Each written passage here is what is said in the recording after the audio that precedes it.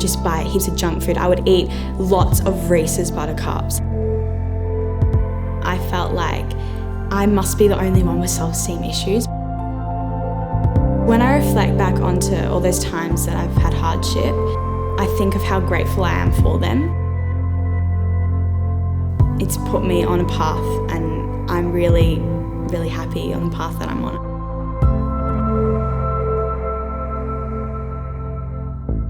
I think the hardest thing for me definitely was my parents splitting up.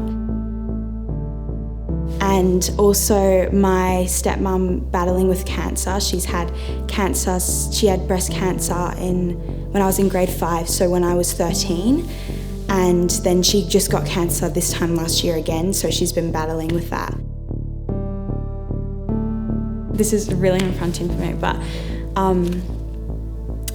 when I was in year 8, my mum moved to Bali, and I wasn't quite aware that she was going to move to Bali.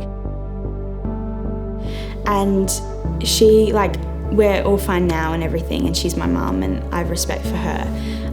But I think that abandonment and that I kind of felt like, oh, that's my mum and she's left me, and where's the love in that? And I didn't feel like I had any love. It was just there's so much emptiness here. Let's try fill it up. I just buy heaps of junk food. I would eat lots of Reese's Buttercups. They were my favourite thing. I would eat so many of them, and there'd just be all these wrappers in my drawers. You know when you're sad and you feel there's so much, you just want to get out. And it wasn't until my stepmom told me, Luch, I think you have a problem, you're binge eating and that.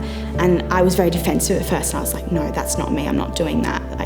I'm not binge eating, because I thought that was such an embarrassing thing. When we have difficult feelings, it's really normal to try to get rid of them by eating something or drinking something or taking something. But the thing is, we can't actually get rid of hard feelings. So all we're doing is just adding more hard feelings on top of what was already there. Just looking at myself in the mirror and thinking how pathetic I was to do that to my body, and to just think, oh my God, you're so fat, and look how disgusting what's in this food. That's disgusting what's in this food. This is now in your body, therefore you are disgusting. And one of the reasons we get into these really negative cycles where we're so unkind to our bodies is that we're surrounded by images of what we think we're supposed to look like. And none of us actually look like the images we see on screen. And so we're basically taught to hate our bodies. And then our bodies become essentially like a punching bag. And anytime we're sad or overwhelmed, our body is the first thing we think of to blame. In the media and in society, there's so much, this is what you should look like. And I feel like everyone feels that. Everyone talks about it. Everyone knows that. I would go into the mirror and be like, you are so ugly. Look at yourself. I remember when I went on a family trip with some family friends, and we were all pretending we were the Kardashians, and everyone was like, oh, you're Khloe Kardashian. I was like, okay, I'll be Khloe Kardashian. And then I looked at Khloe Kardashian and I was like, I don't look anything like Khloe Kardashian, and for me to be, in year 8 and literally hating myself, and I'll say that openly, I did. For me to look at myself and be like, how can I pretend to be Khloe Kardashian with all of these people, when I don't feel to any sense like her.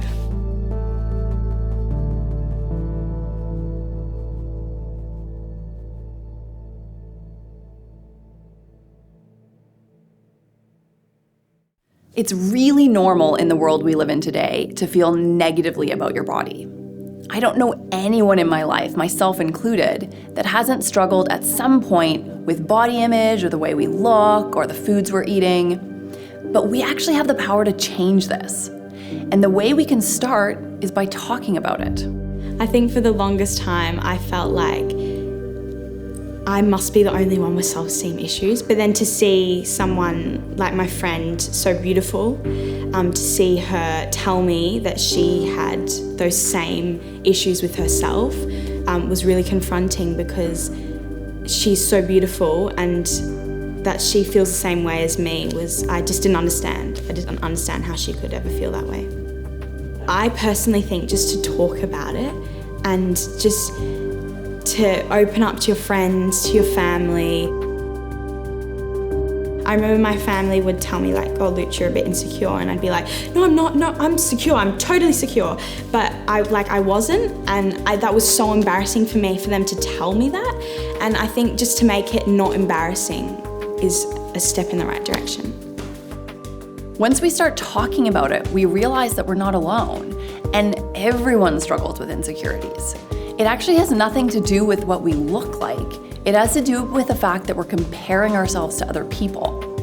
And once we actually get that, we can start to address how we're treating our body, and we can start to make choices that will make us feel better about ourselves rather than worse about ourselves. I went on my social media, I think maybe a year and a half ago, and I unfollowed all of these models from Victoria's Secret and blah, blah, blah. I mean, they're beautiful, but I think also if you do want to break from that and from those standards, to just only follow what makes you feel, beautiful and what makes you feel happy and you enjoy seeing. Stuff that I do to help with my self-esteem is to not talk about myself badly to myself. I do these things where I go to the mirror and I say, just at least say one thing that you like about yourself. Your eyelashes look nice today, or something like that. At least one thing. Because I wouldn't talk to my friend like that. So why am I talking to myself like that? And then you can find ways of relating to the feelings in your body, rather than trying to get rid of them or stuff them down or feeling like they're stuck inside of you. I took up boxing at start of year 9, and I think boxing's really, really great for issues and how you feel inside, because you can exercise. It's so motivating and it gives you such a good feeling. I know it really hurts when the time you're doing it, but it's actually really great just to get that feeling out, and boxing I think is really good for that.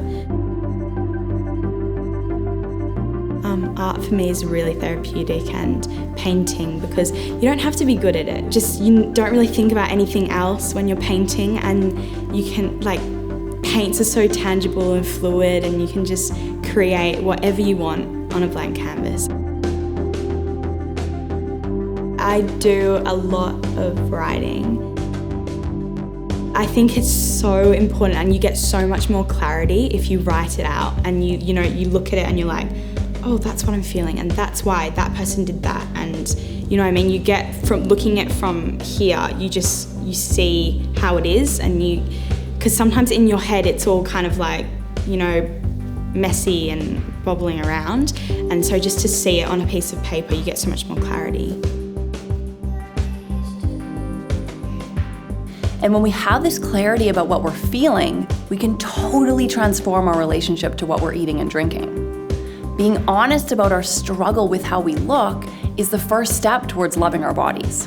I think I just remember back to what it feels like after I binge eat, and just that feeling of looking at yourself in the mirror and you're like, this has actually hurt my body more than what I was going through.